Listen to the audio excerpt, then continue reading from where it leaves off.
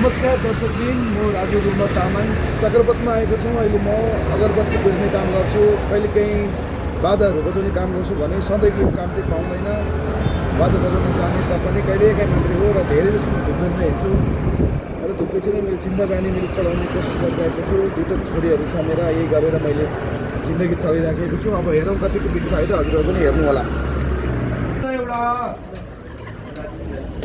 हजुर एउटा सहयोग गरिदिनु न साउजी, 120 को हजुर।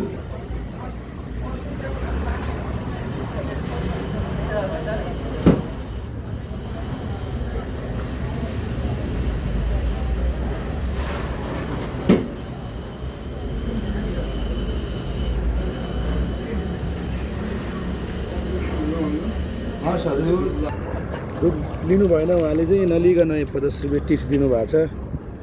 अहिले प्रायः जसो धुप कहीँ पनि बिग्दैन दर्शकबिन। यो कहिले अब यो माया गर्नेहरू चाहिँ यसरी पैसा दिनुहुन्छ, नलिकन दिनुभयो चाहिँ उहाँलाई धन्यवाद छ। तपाईँहरूलाई पनि धन्यवाद छ। धुप एउटा ल्याइदिनुहोस् न हजुर, बत्ती दिनु न एउटा, अगरबत्ती एउटा लिनुहोस् न हजुर। एउटा सहयोग गरिदिनुहोस् न हजुर, कहीँ लिनु भएन, एउटा किनिदिनु न दाजु। अरू काम गर्न सकेन हजुर, एउटा सपोर्ट गरिदिनु न हजुर। म आँखा देख्दैन नि हजुर, एउटा लिइदिनु न, सपोर्ट गरिदिनु न। हो हजुर, हो जन्मदातै हो।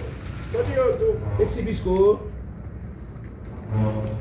अर्को छैन, एउटा मात्रै हो धुप। त्यस्तै हो, अर्को नि यो यस्तो खाले छ। पैसा किन हो, अलिकति काटी बढी चाहिँ यसमा छ। कुन चाहिँ मिठो बस्न आउँछ त? उस्तै उस्तै हो श्रीखण्ड हजुर। यो मिठो बस्न आउँछ? हुन्छ। तिमीले को बाबा हो? छोरी छोरी हो? अनि के भएको तिम्रो आँखा? पहिलेदेखि नदेख्नु भयो।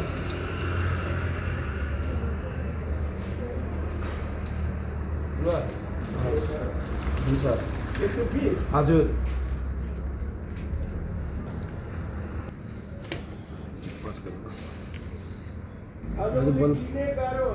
बल्ल बल्ल एउटा लिनु भएको छ यहाँ।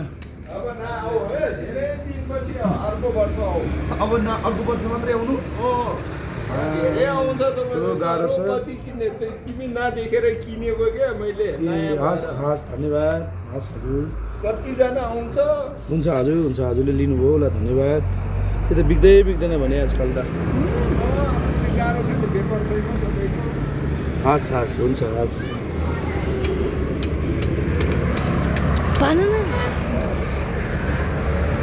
पछि गर्नु न, के भन्नु अब सक्यो अब अर्को।